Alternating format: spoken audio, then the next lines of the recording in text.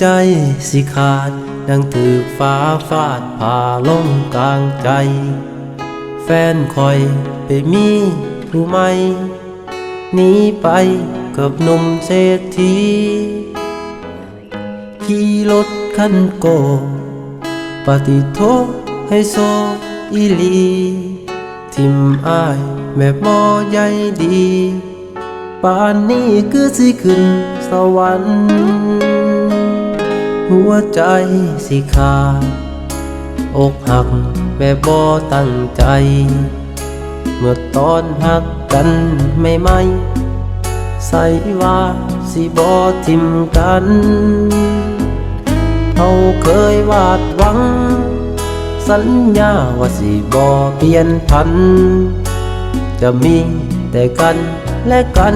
จะบ่แบ่งปันหัวใจให้ไผไปอยู่นำเขาเขาคงสิฮักเจ้าหลายเป็นผู้ชายหล่อรวยเขาคงเทคแคร์ต่างกับอ้ายที่มันทุกข์ทนน้องคงจะบ่เลี้ยวแลเปิดทางให้เขาดูแลยอมแพ้และยอมจากไป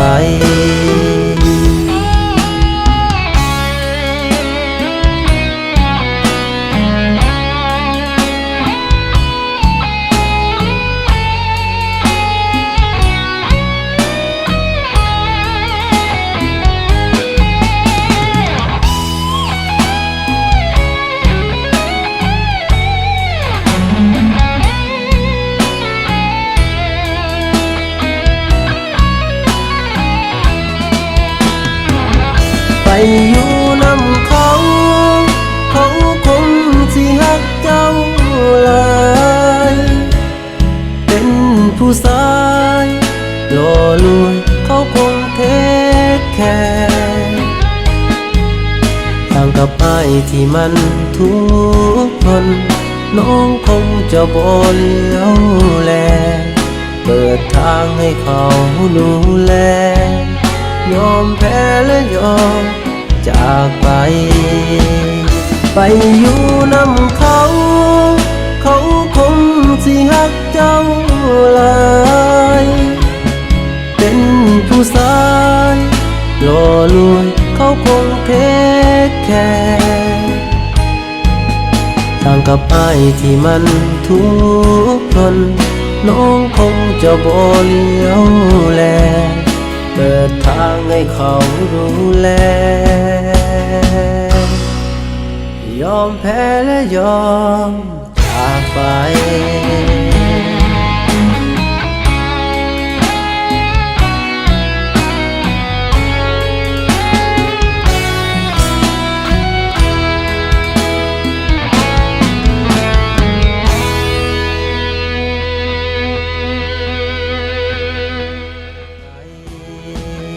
ไปอยู่นำเขาเขาคงสิฮักเจ้าหลาย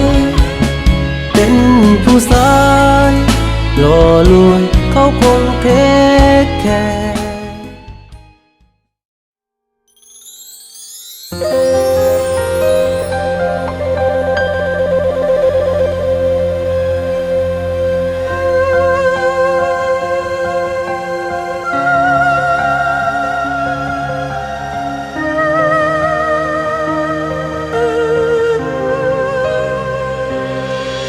จากวันที่เจ้านั้นได้บอกให้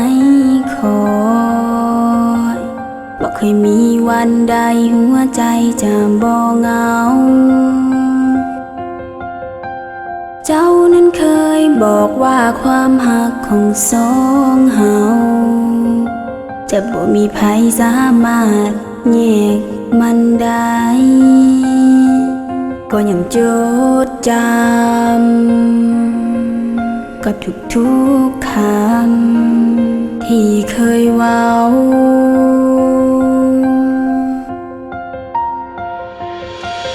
หลายปีที่เจ้านั้นได้จากนี้ไป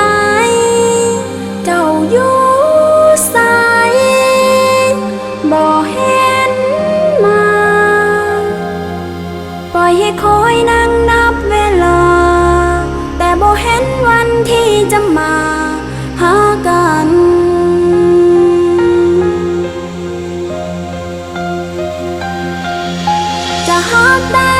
คนเดียวตลอดไปบ่ฮักไผขอสัญญาจะละวันที่เจ้าหวนมากลับมาหากันอยู่แห่งนี้คือเก่า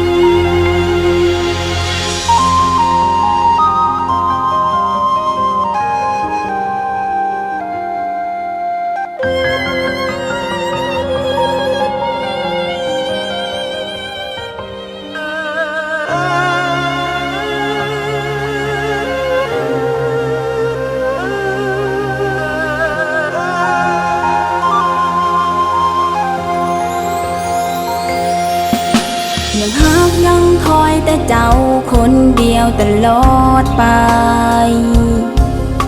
จะบ่ให้ไผมาแทนที่ใจดวงนี้ได้แต่หวังให้เจ้านั้นหวนกลับคืนมาอีกทีทุกวินาทีเสียงหัวใจยังจำได้คอยจะฮักเจ้าจนกว่าจะสิ้นลมหายใจ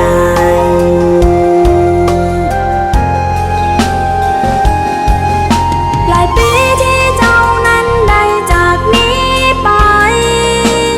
เจ้าอยู่ไสบ่เห็นมาปล่อยให้คอยนั่งนับเวลาแต่บ่เห็นวันที่จะมา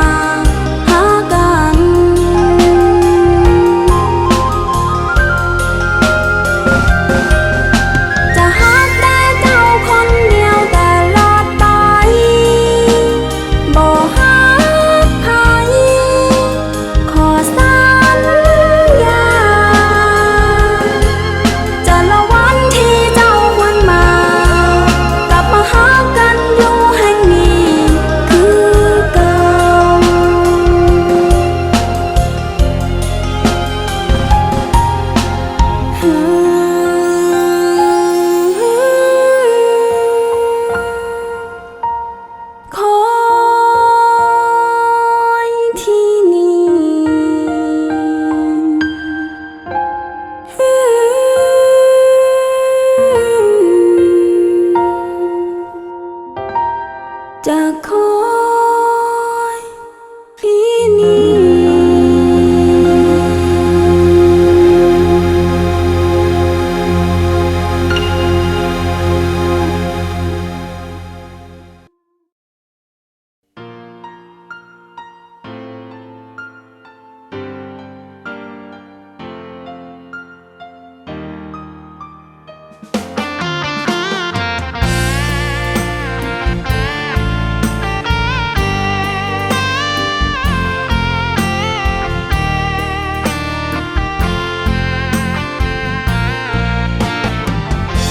บ่ได้เจ้าสู้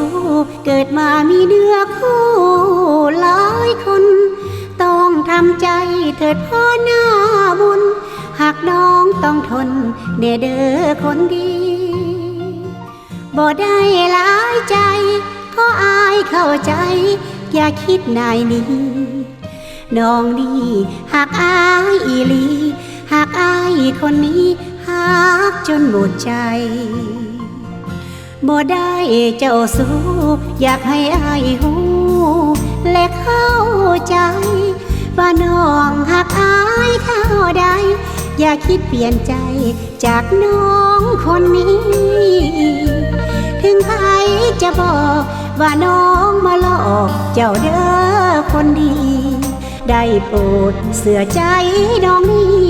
ว่าน้องคนนี้บ่ได้หลอกลวงหากยิ่งหวังแต่งบ่ได้หลอกลวงหลายใจถึงฟ้านั้นกำหนดไว้สิพวงทางใจลิขิตจากฟ้าถึงใครจะเว้าว่าน้องหลายใจแจกคักเลื่อยมาจากนี้จะขอสัญญาจะใส่คำว่าฮักเดียวใจเดียวบ่ได้เจ้าสู้แต่มีเนื้อคู่บ่ซ้ำจงเสื่อใจเถิดพ่องามคำอย่าได้ใจดำจากน้องคนนี้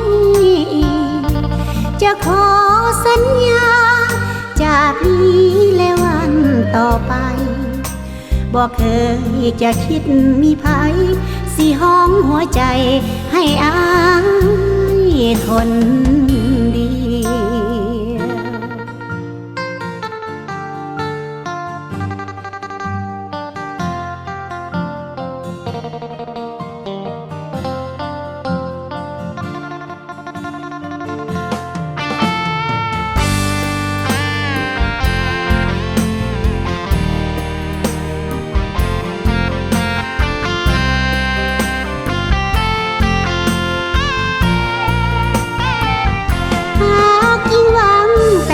บ่ได้หลอกลวงหลายใจถึงฟ้านั้นกำหนดไว้สิพวงทางใจลิขิตจากฟ้าถึงใครจะเว้าว่าน้องหลายใจแจกคักเลื่อยมาจากนี้จะขอสัญญาจะใส่คำว่าฮักเดียวใจเดี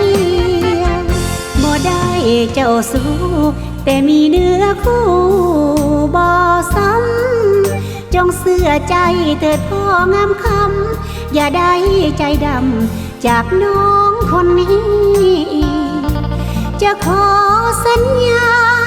จากนี้และวันต่อไปบอกเค